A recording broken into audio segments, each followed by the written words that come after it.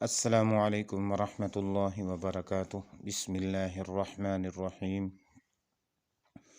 حضرت امیر المؤمنین عمر بن خطاب رضی اللہ تعالیٰ عنہ کی خدمت میں بادشاہ روم قیصر کا سفیر بڑے ساز و سامان کے ساتھ آیا۔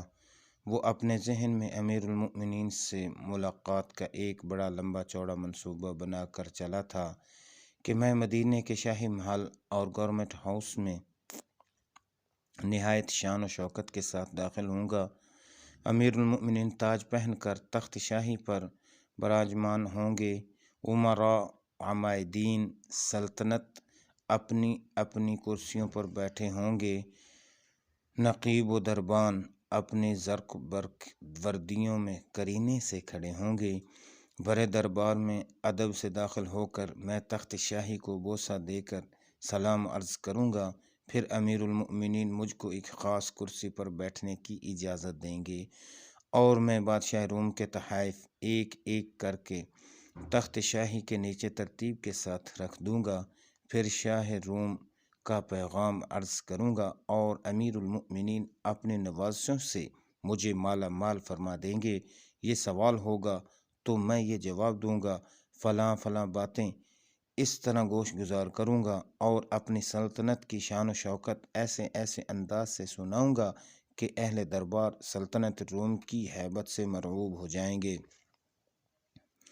غرض سینکڑوں خیالات اور منصوبے اپنے دماغ میں لے کر رومی سفیر مدینہ منورہ پہنچا، مگر اس کی حیرت کی کوئی انتہا نہ رہی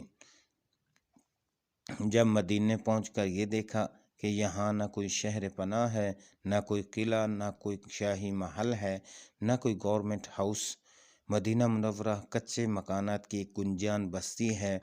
پورے شہر کی سب سے بڑی عمارت مسجد نبوی ہے، مگر اس کی شان و شوکت کا یہ حال ہے کہ کچی اینٹوں کی دیواریں، کھجور کی لکڑیوں کے ستون اور کھجور کی شاخوں اور پتیوں کی چھت، کچا فرش۔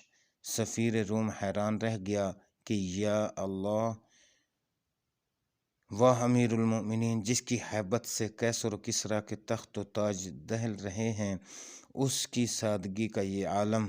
سارے شہر کا چکر کاٹ کر سفیر روم مسجد نبوی کے دروازے پر کھڑا ہو گیا اور کہنے لگا، اے شہر والو، مجھے یہ تو بتاؤ کہ امیر المؤمنین کا شاہی محل کہاں ہے، تاکہ میں یہ گھوڑے، یہ خچر، یہ ساز و سامان تو وہاں پہنچا دوں۔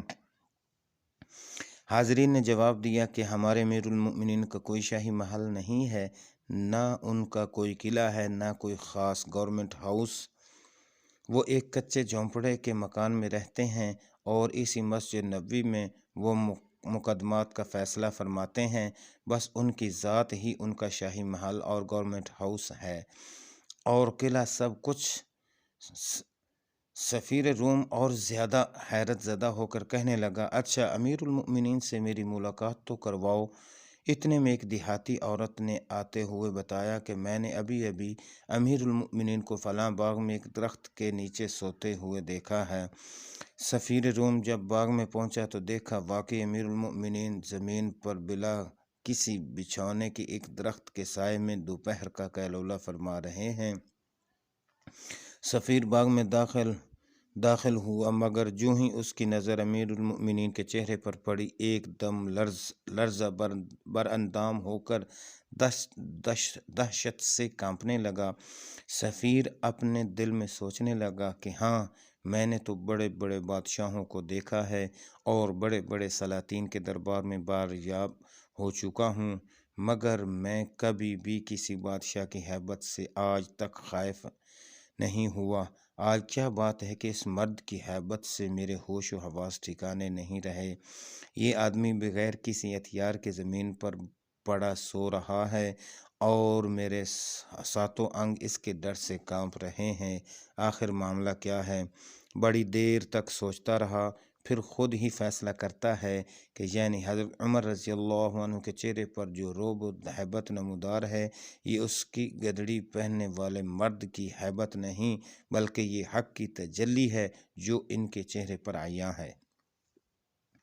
مولانا روم فرماتے ہیں، جس شخص نے خدا سے ڈر کر تقویٰ کی زندگی اختیار کی تو اس سے جن و انس ہی نہیں بلکہ کائنات عالم میں جو چیز بھی اس کو دیکھ لے گی اس کے خوف سے لرزاں و ترساں ہو کر ڈر جائے گی، یعنی جو شخص خدا سے ڈرا ساری خدائی اس سے ڈرنے لگتی ہے۔